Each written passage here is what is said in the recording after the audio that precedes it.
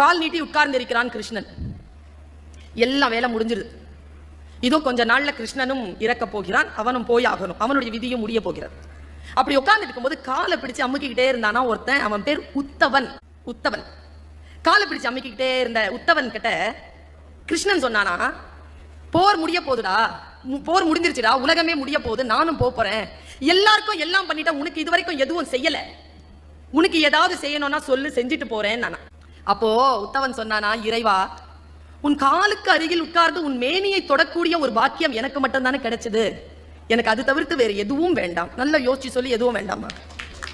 எதுவும் வேண்டாம் என்றான் உத்தவன். எதுவுமே வேண்டாமா? எதுவும் வேண்டாம். சரி, கான்சியஸா சொல்றியா? கான்சியஸா சொல்றேன். சரி சரி, நீ போய் ஓய்வெடு என்றவுடன் உத்தவன் கேட்டான் ஒரே ஒரு கொஸ்டின், அதுக்கு பதில் சொல்லி. என்ன? இந்த மகாபாரத போரை நீ நடத்தாம இருந்திருக்கலாம்ல? கிருஷ்ணன் பதில், இல்லை, அது முடிந்திருக்காது.